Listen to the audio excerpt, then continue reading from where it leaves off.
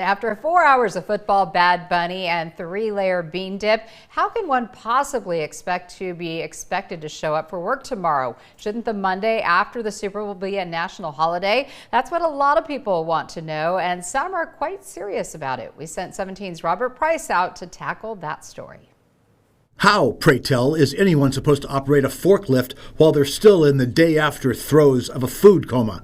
How can anyone think about contracts or data analysis while they're still arguing over that referee's horrible pass interference call? But a flag is thrown. What about your voice hoarse from hollering at the TV?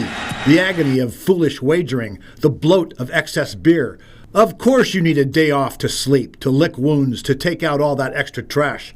The Monday after the Super Bowl is not a national holiday, but it is a de facto holiday because of Super Bowl flu. Over 26 million U.S. employees are expected to miss work on Monday, and that number is up from past years. The cost in financial terms? $5.2 billion in lost productivity. Why not just call it what it is, a lost workday, and account for it accordingly?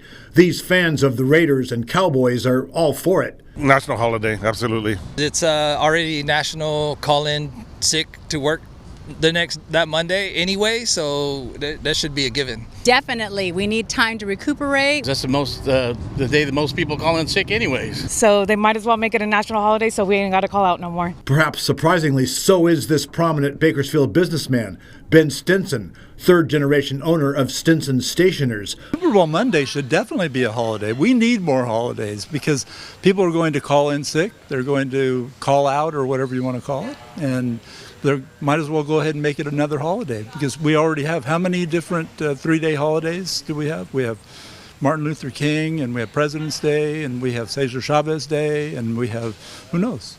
It's great. Why not one more? Why not? Janelle Capra, executive director of the Greater Bakersfield Chamber of Commerce, says there are ways to work around the issue to everyone's satisfaction. So it really is dependent on that business. I personally know some big corporations that have declared it's a holiday, internal holiday. For our chamber, we will be working.